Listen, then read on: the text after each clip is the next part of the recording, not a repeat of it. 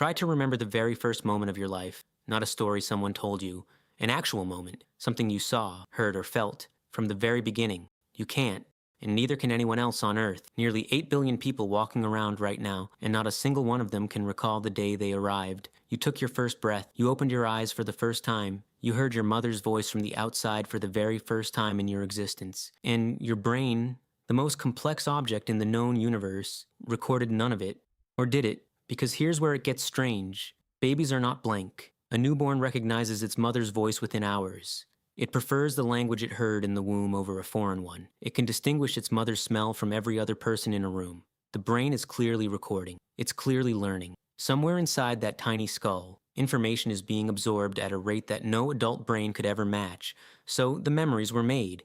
They existed, which means something happened to them, and, for over a century, no one could explain what. Sigmund Freud was the first to give it a name. In 1899, he called it infantile amnesia, the strange inability of every human being to recall the earliest years of their life. But Freud, being Freud, believed the memories were being repressed, hidden away by the subconscious because they were too traumatic, too raw, too closely tied to urges that the developing mind couldn't handle. The memories were still in there, he argued, locked behind a door your brain refused to open. It was a compelling idea. It was also almost entirely wrong, because in the decades that followed, scientists began to discover something far more unsettling than repression.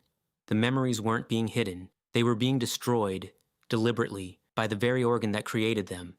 To understand why, you need to understand what a memory actually is. Not the way you think of it, not a file in a drawer, not a recording you play back. A memory is a physical thing. It's a web of neurons connected by synapses, a fragile architecture built from electrical signals and chemical bonds. When you remember the smell of your grandmother's kitchen, there is a literal structure in your brain that holds that moment in place. Destroy those connections, and the memory doesn't fade. It ceases to exist. Now here's what's happening inside the brain of a newborn. In the first 2 years of life, your brain is producing neurons at an almost incomprehensible rate. Roughly 700 new synaptic connections every single second. The infant brain is not just learning, it is building itself. It is wiring language, emotion, movement, depth perception, facial recognition, the entire operating system of a human being, from scratch. And this is the part nobody expects. That process, that explosion of growth, is exactly what destroys the memories. In the early 2000s, neuroscientists Paul Batt and Sheena Batt,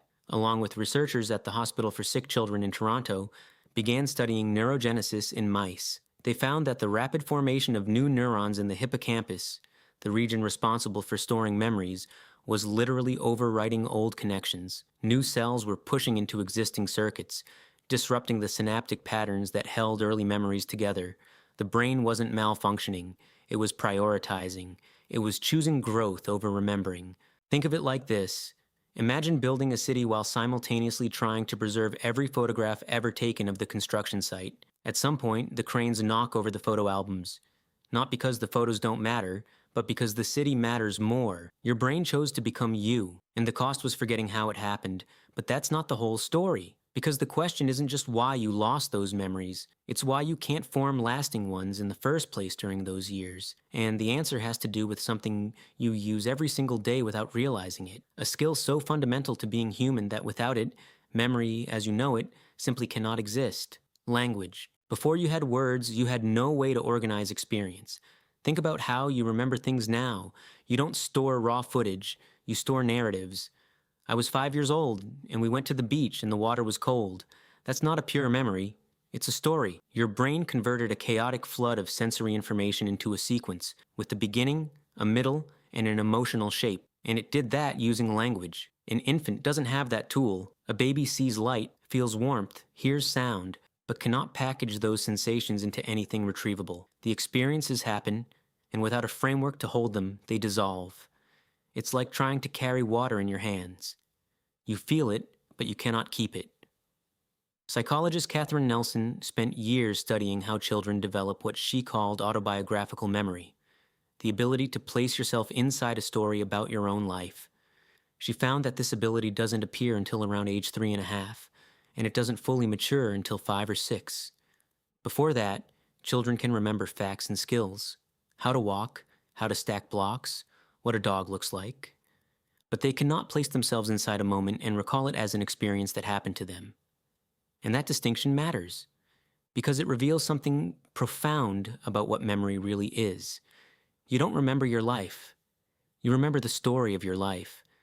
And until your brain developed the machinery to tell that story, you were living, but not recording. Now, here's where it becomes existential. If your earliest memories are gone, truly physically gone, then who were you during those years? You laughed, you cried, you formed attachments so deep they shaped your personality for the rest of your life. The bond you built with your caregiver in those first 18 months affects how you love, how you trust, how you handle loss. Decades later, the experiences are gone, but their fingerprints are everywhere. You are being haunted by a version of yourself you will never meet. And it gets stranger, because the cutoff isn't clean. Most people's earliest memory lands somewhere between age 3 and 4. But that number shifts depending on culture. In societies that place a high value on individual identity and personal storytelling, like the United States, earliest memories tend to be younger. In cultures where the collective matters more than the individual, like parts of East Asia, earliest memories tend to appear later. Your culture literally shapes the boundary of your forgotten years, which means the line between what you remember and what you've lost isn't drawn by biology alone. It's drawn by the world you grew up in, by the stories your family told, by whether someone sat with you and said, "Do you remember when we went to the park?" Because that rehearsal, that repetition, that act of narrating your past back to you, is part of what rescues a memory from oblivion. Some of your earliest memories might only exist because someone else decided they were worth saving. So tonight, if you lie in the dark and try to reach back to the beginning, you'll hit a wall. Everyone does. And behind that wall is not emptiness. Behind it is the most intense period of learning, feeling, and becoming that you will ever experience, a version of you that built everything you are now, and then vanished completely.